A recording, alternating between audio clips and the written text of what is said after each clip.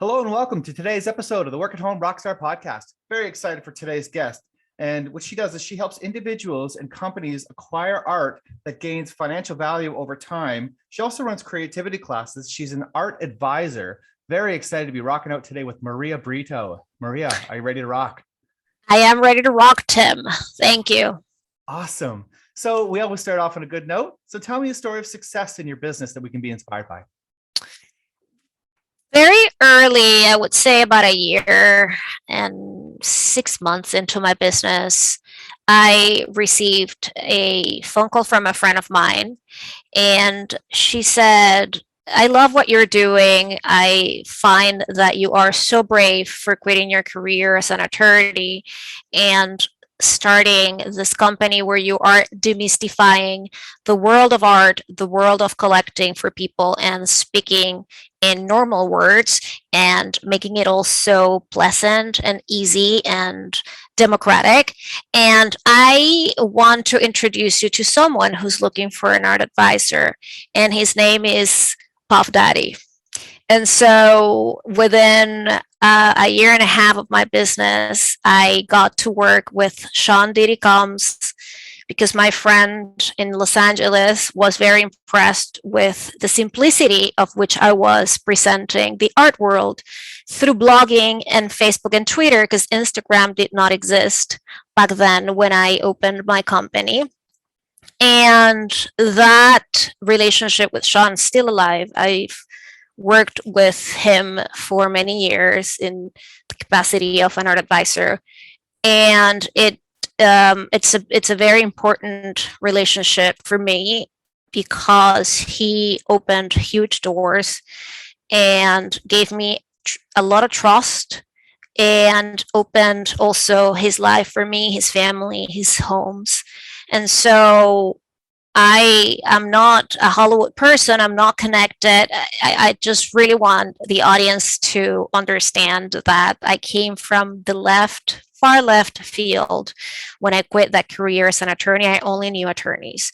And little by little, I started building relationships, and both in person and online at the time, because I thought it was very strange that nobody in the art world was blogging or utilizing social media to open up the field to more people. But those little steps, believe it or not, helped. And when people think nobody's watching, I have to tell you that people are watching. Oh, So yeah. that that's a story of success that, what for good or bad, I think people may not like the person, but it did help me a lot. Yeah, of course. I mean, if you can, meet somebody who's influential, they're influential for a reason. They probably have something, to offer, right? So you can learn from that, right? Definitely, I think that every interaction that you have, uh, when you have an interaction with someone for a sustained period of time, you have the opportunity to learn. And when you are surrounded by great people, and that's what great leaders do, they always surround themselves with people who are better than they are, because you can keep learning and can keep developing your competences. And so I think that it was a pleasure and honor, and I still think it was such an amazing welcoming to my new career, even if it was 18 months. But if you think about it, given the radical shift I actually embarked upon, to have landed a client like that in 18 months, it's actually something quite remarkable. And it gave me a lot of validation for myself that I was in the right path and that I was doing the right thing. And I think that when you've quit a career and then you actually start working from home and building something that is, all your assets are you and your website, and you start thinking about if you did the right thing or not to get something and someone like him saying, I want to work with you, it was a big success and a big victory. Now, were you nervous about that? Like, how did that must have played with your? I think that, I'm a hip hop fan, and I think that, but it's I was sometimes you can get very swallowed into the whole celebrity culture, but I was Yep. not because I was an attorney. So that's the other thing, right? Remember that I was in law school and and it was a different time. You see, like 13 years ago and 14 years ago, celebrity culture was very different. And now they are ubiquitous, right? Like you have them on social media, you talk to them, you interact to them. It was like, okay, look, they may show up on the cover of a magazine or they may show up on blogs. At the time, there were like gossip blogs like Perez Hilton and things like that. But I wasn't really following them because there was no way, right?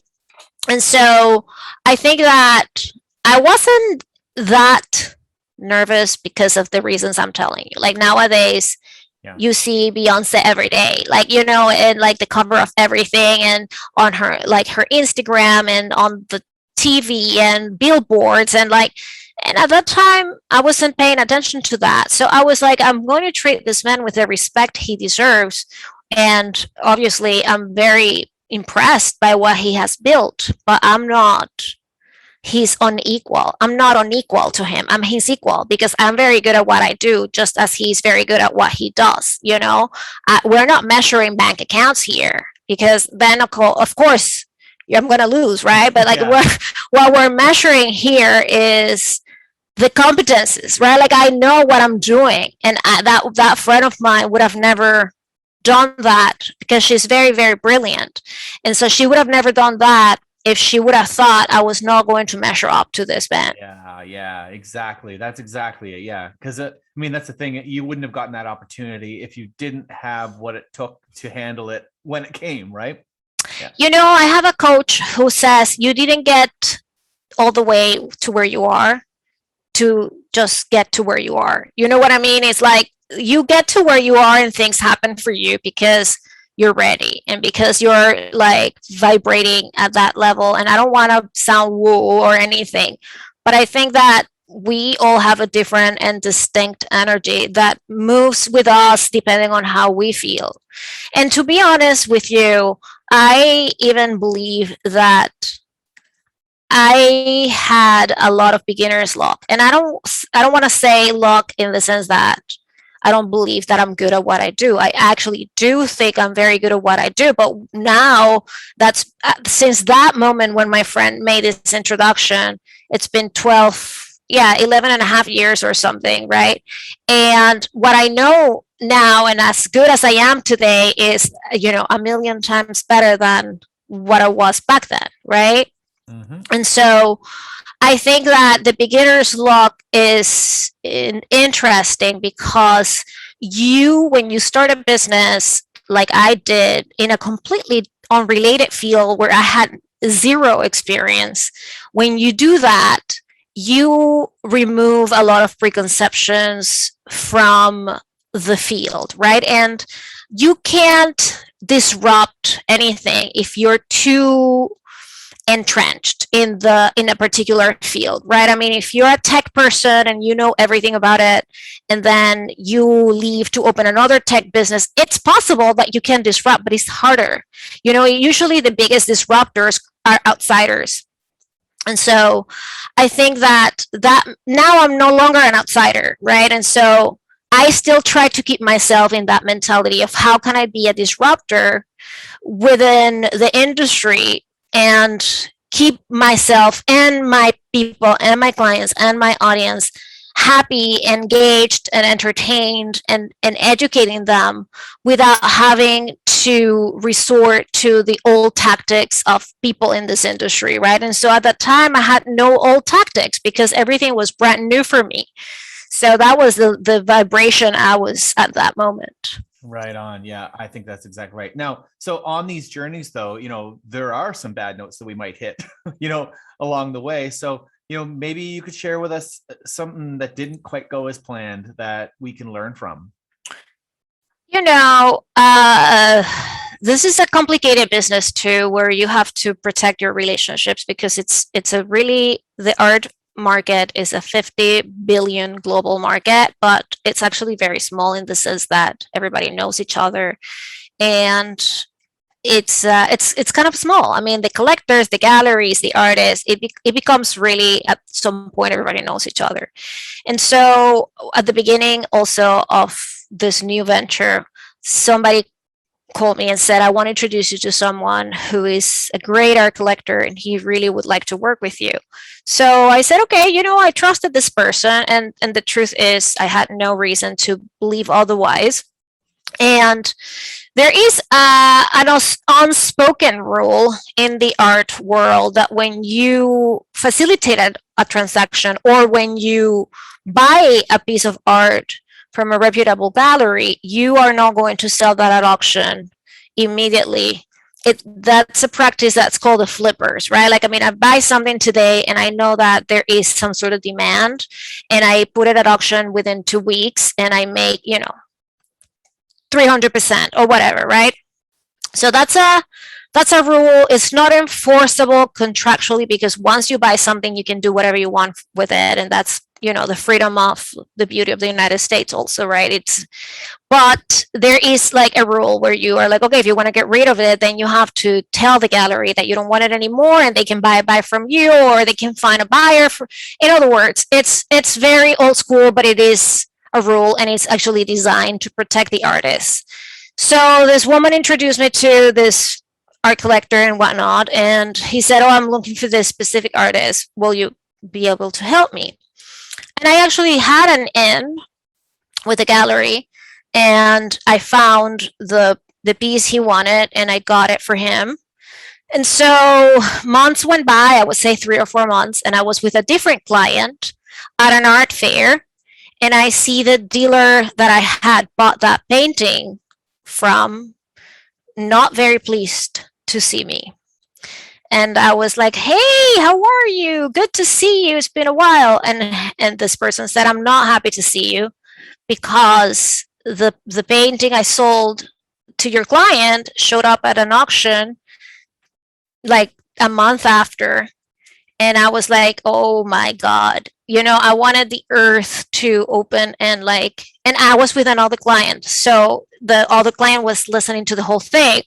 And I didn't say, and I didn't say much, but I wanted to be defensive and say, I don't know what you're talking about. I'm a good person. I don't do those things, and this and that. Yeah. And as I left, the art fair, I felt really horrible, to be honest with you, because it was like this open and very, the dealer wasn't happy, and she was not happy to see me.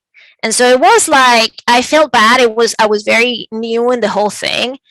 And when I came back, I looked up and I see that the thing really had been sold. And so I emailed the man and said, I don't you ever come back to me, because you're a crook, basically. You should have and then I learned through the grapevine and asking that the man had done that with many other dealers and artists. And, I think I see these things as learnings, right? I should have done a little bit more of due diligence on him.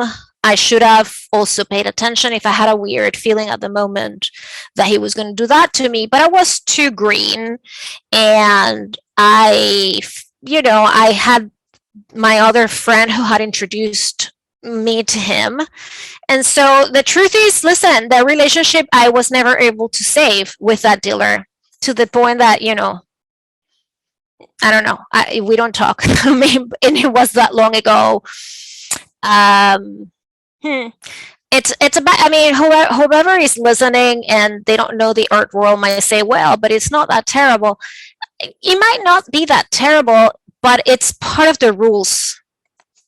Yeah. And it doesn't really, like, every industry has some sort of like non-compete type of, aspect to it. And, when you do end up kind of burning somebody, it can be a big deal. However, I think the takeaway from that really is the same in any industry. It's like, you probably should do a little more due diligence on these referrals that you get to, because it could be even somebody that's going to be a supplier for you or something like that, and you end up getting burned by that. They're just, there's so many scenarios where something like that could happen. And but the other takeaway from that is that life went on, right? Like, I learned a lesson, and I think that we're not immune to making mistakes, right? I mean, we're human, and a lot of failures are part of also being an entrepreneur, right? Because like that's the thing that fuels me is like I own this business. I It's a big thing for me. It's a business that people know and respect. And the further you push yourself into different things, the greater the likelihood it is that you're going to have failures and mistakes, right? And so I always also tell my students in my creativity class, the only way for you to know that you've really gone far is if you have accumulated enough failures, right? Because if you do not, that means that you haven't pushed yourself too far. And when you haven't pushed yourself too far, then you're not doing anything creative. And so I'm not advocating for everybody to have failures every day, but if you I mean, I hate to say it, but in this millennial culture and Gen Z culture of like cuddly and whatever, the minute you have a failure, it's like, oh, it's the end of the world. But it's not. It really isn't. I mean, we are all the time learning something new. And so it is your attitude what embodies, right, your own leadership too. It is like, well, okay, listen, this happened. And like, if you see throughout history, how many people have really failed and rebuilt and restarted and dust themselves off. I mean, as long as you're not stealing money from banks or killing people, right? I mean, like there are things that happen in business all the time because you do not control every variable, and that's also very important. We do not control all the variables. How was I to know, right? I mean, even if what could I have done, right? Because that's the thing. At that time, you couldn't really Google. I mean, you could, but like the information was kind of limited. Like, oh, let me see who this guy is, right? He came through a referral, and I thought, well, this person who is referring, it's close to me, and I have no reason to disbelieve what this person is saying. And I should have probably asked other colleagues, but it was also, we didn't text. I mean, this would have required a phone call, a formality. And yes, I mean, at the time, that's what I should have done. But I didn't do it. And so I learned, and it was, embarrassing and hurtful. But yep, here we are. It's been a long time after that. And life goes on, and I just kept building, and also knowing that it was a mistake, that it was naivete of my part, Yeah. more than, oh, I did this with intent to just make whatever it was, that commission Yeah. from anybody, right? Yeah, I think that's the main distinguishing fact. Yeah, as long as it's an honest mistake, then we make them all the time. You move forward. If it's a dishonest mistake, well, then it's more of like look inwards and try to figure out why you did that. But now on our journeys, I always say practice makes progress. This is, perfection is where things end, right? But I'm wondering, like, so you came out of law and then you started this business. So how did you get good at what you do? I think that the trick in any profession or any new business is to really learn as much as possible all the time, and to never get complacent about anything, because even when you think there are industries that don't change, they all do. We are in unprecedented times where the changes that we have to face daily are at a speed that in the whole history of humanity and the millions and millions of years that humans have been on this earth, we have never experienced the amount of change that we experience now. And so the learning aspect, it goes hand in hand with being curious, right? And I am really extraordinarily curious, not as nosy, but as someone who always has one more question, and I need to have the answers. And the truth is, I love the internet, but it's such a curse too, because you can be there all day long asking more questions, and you find Reddit and you find Quora, and then there's Wikipedia and the Britannic and this and that, and then you buy the books on Amazon and they get delivered the next day. And so, but I still think that it's very important to acquire knowledge. And today is also thank God, it's very, very easy to acquire knowledge. There are online courses for everything with everyone, that are coaches, that are books, this, that, right? So you get good at things by actually investing your time and your energy in wanting to be better by learning more. And by the practical aspect is by doing the work. And so I show up to every art fair. I still go to almost every show in New York City, and that is like 300 art shows a month. I still try to go to as much as I can.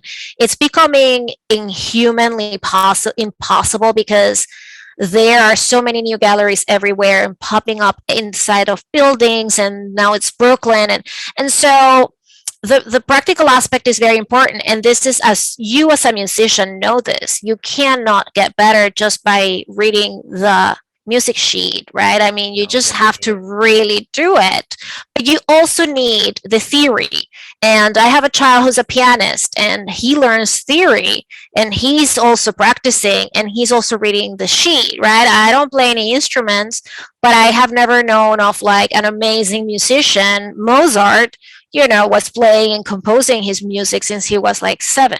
And the way he actually got there is by practicing. So many people think that they have an unfair or like a raw deal because things don't go their way or whatever. I mean, I'm not saying it's like that life conditions are equal for everybody, because that's not the truth. But I can tell you that people who actually pour their soul into learning a hobby, a passion, a new business, they usually succeed.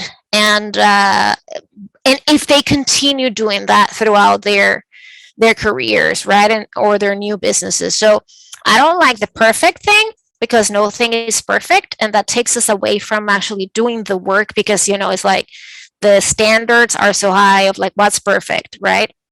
But I like the idea of really continuing education and showing up. Really, how are you showing up? Are you really showing up? Are you doing the best that you can? Are you emailing all the clients that you could, or prospects? Are you doing it in a good way? Are you just reading a script? I mean, these things make a huge difference, and people can sense that on the other side. I mean, believe it or not, it sounds so strange, but energy can be felt, and so depending on what is the underlying desire that you have. I mean, do you really want to serve people? And I just go back to that point of, are you in the business of serving people, or are you doing just everything for your own ego? Because that is also a very important distinction to make when you are working from home, working from anywhere, and trying to build something of meaning. Are you doing it for you so that you can receive, validation, accolades, applauses, and whatnot? Or are you doing it for the service of, others? And service is not charity. I mean, I get paid really well, but I am actually serving my clients in a way that they keep coming back for more. Yeah, and I think that those two things kind of go really well together, because you are curious for you, right? And so you're out there and you're always showing up and learning and growing and all that stuff. And then you're taking that and you're applying it to somebody else to get them a result, right? Yes, absolutely. I mean, it's all a system of giving and taking. And it's kind of like the laws of the universe, the laws of nature. You have to give, it's an exchange, right? And so when you learn a profession, a hobby, I mean, and again, I'm not a neurosurgeon, right? I already went to law school and I did that, and I was like, okay, I did something that requires, and thank God, although not anymore. I mean, Kim Kardashian is getting a law degree and she didn't even go to school. So yeah, I mean, as the truth is, like, I don't even know to what extent you will need to have a degree unless you're going to be a doctor. And I hope doctors really keep getting degrees and not Yeah, that'd learning be things great. on you. Yeah, right. And not learning it on YouTube, right? Because that'll be scary. But the passion, right? And this is super important. If you are super passionate about what you do, you want to keep learning more about it all the time. And if you're not passionate about what you do, then you should consider not doing what you do anymore. And I know this is a hard pill to swallow because you might have someone who says, well, listen, I have been doing sales for 30 years and I have a family and I'm a provider and what am I going to do? Right? I mean, and those are very, very valid assumptions and concerns.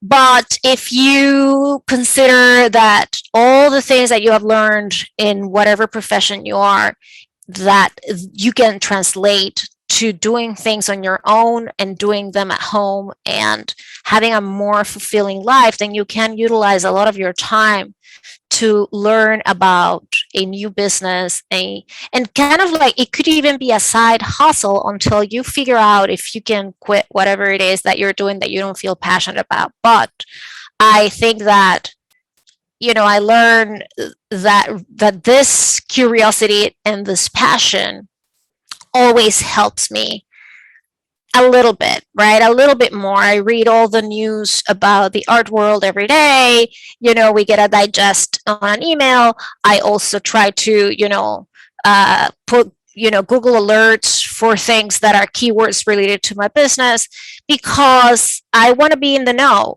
right? It's very important to be relevant. And so if you're not relevant, somebody else is going to be, you Yeah, know? I think what you mentioned earlier about it being a side hustle. I think that's part of like the formula. I think that if you can run it as a side hustle while you're still working your job, then you know that it's a passion. Because if you can actually come home from work tired and exhausted and still be excited about doing something on the side, then you know that it's a passion, right? Absolutely. And there are so many ways to figure out what is it that you want to do that lights your fire, and that you feel that, oh man, I could really spend my life doing this and feel really happy and never get bored about learning. It's very important for people to remember that any job can have a lot of very tedious parts, and this is so important for everybody to also learn, right? Like the tedious parts, you have to learn them before you want to delegate them. I want to know how everything works. I want to know how the website works. I want to know how the Facebook ads work. And I don't love it, but I want to know what's going on, even if I have someone who's a million times better than I am at doing them.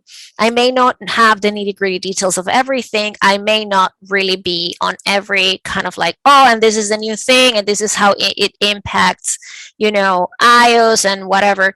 I just really feel that if you have a business, you better know all the parts of that business, because if you don't, something can really go wrong and hurt you. Like, the part of my business that I just talked about before, that part of doing that due diligence, I failed at that, right? And so, I mean, maybe I thought it was not needed. And so, those little things can come back and hurt you. But again, the passion, going back to the passion. Even when you have an enormous passion for something, know that not everything is going to be fun and roses. And there will be days you say, oh my God, why am I doing this? What else can I do with my life? Yeah. And so those are just little challenges to remind you that being a business owner is not easy, but it's a lot of fun. And I wouldn't have it any other way. Agree. So now, once we get good at what we do, like, how do you go out there and get fans? Look, I think that early adoption and original ideas are very important.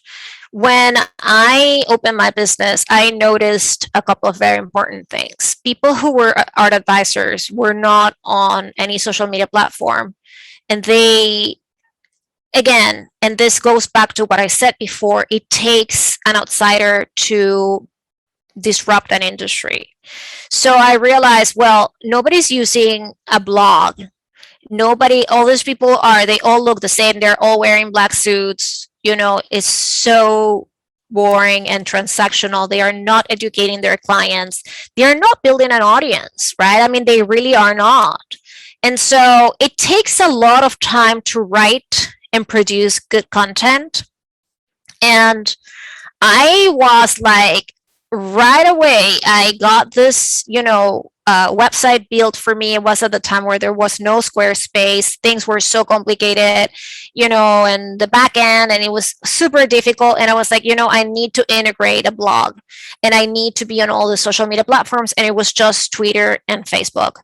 And so I started 13 years ago sharing, writing, editing my work, asking, all the artists that I, got to me to help me. Like, I was interviewing them and I was writing about them. And then one day I got a phone call from a magazine. Would you want to write for us? And then the Huffington Post too. And so,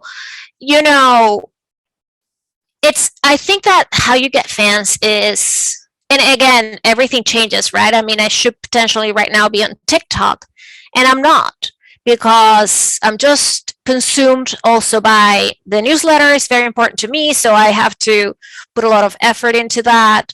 I have Instagram and Facebook and Twitter and LinkedIn, and so I'm concentrated in what I really have that works best for me right now. But I think that you get fans by doing and sharing. And also, it's important if people know it's not just that. I mean, there are also millions and millions of courses and advice for free online of how to enhance your social media strategy or your posts, right? But millions of things for free too. You don't really have to pay, but when you pay, I mean, you can buy amazing courses for like $40, right? I mean, it was like how to do amazing videos, and they give you the step by step. So there's no excuse anymore. I think that being in my business in particular, where we're talking about artists and art, it's all about visuals and it's all about expressing thoughts with clarity. And that's why one of the reasons my friend introduced me to Sean Diddy Combs is because she saw that I knew what I was talking about, because I was using a lingo that was not industry or weird or convoluted or contrived. On the opposite, I was trying to make it clear also for myself, because I was learning, right? I mean, remember, I was doing this on the go. So I said, well, look, I read this press release, I went to this exhibition, nothing makes any sense. Let me just rewrite it the way I think this should be exposed, right? With a very kind of like Malcolm Gladwell says, let me just write with 8th grade English. I don't need to be any better than this, right? I mean, and if he can have millions of dollars sold in books with 8th grade English, I'm cool with that, right? So I think that you do get fans by being consistent. You do get fans by having your very unique point of view. And I think also this is important. If you're not authentic and if you don't express what you think in an elegant and correct way, okay? Because now people say, well, I'm going to say what I think and I'm going to offend everybody. No, that's not cool. I think that people have to actually come forward with value. And, not everybody's going to love you, but you can come forward with value that is positive and that it enriches and enhances people's lives. I have a friend who says, Maria, there is so much out there in the world that in the world of social media that is interesting, but it does not bring me any value. And if it doesn't bring me any value, I have no interest. It's like it's a dichotomy, but the truth is, are you bringing value to people? And value can be as easy as a beautiful image. Value can be something as easy as expressing your thought with clarity. Value can be giving tips. Value can be telling people how to do something, right? How to do this or that, right? And so we do have a lot of networks. They have grown tremendously. It's our thing, to communicate via social media. But I think that it's important to play the game by the best practices standards. And if you look and Google, which everybody, I'm sure, who's listening can do and will do, you will find a lot of information about what it is best practices nowadays in each one of the social media platforms. And it's not easy anymore to grow as much. But I think early adoption, and that's what I talked about TikTok. I wasn't, my kids are, I'm not. And so I wasn't really interested, and I should have. I'm not sure if I will join or not, but early adoption, and there will be many more social media platforms or whatever form, shape they have, or I don't know if it's going to be AR and you're going to, put on something, a hazmat suit, and then show up on the other side of the world. I don't know what it's going to be, but we are headed in that direction of more and more consumption and interaction that is virtual. And we have to, I know it's hard, but we have to embrace these changes to the extent that we feel comfortable with them. And you don't have to be everywhere either. I mean, I have a friend who just picked up, Twitter because that's the best. I mean, for him, he knows how to use it. He's good with words, he's good with thoughts. And you know what? He uses an automatic system where he uploads, the month, and he puts, I don't know, 6 tweets a day or 10 tweets a day spaced in 2 hours because that's what the algorithm wants. And, he has like 50,000 followers on Twitter. And this is a guy who, he's not a celebrity. He's not like on TV or anything. He's just very good at figuring out that he is very good with words. Yeah, I think there's an intersection between because you're right, you need to be consistent with something. So if you're not going to use it, then there's no point in going there. But you also have to figure out where your customers are going to be too, and where your potential customers are going to be. But yeah, so it's time for your guest solo. So tell me what's exciting in your business. Well, I have this course that I launched about 2 years ago, and it's my Creativity for Business online program that I created because so many people came to me and say, how do you transition from being a corporate attorney to an art advisor who is world known, renowned, and has so many important clients? And I'm a huge advocate of creativity for everybody, no matter what you do.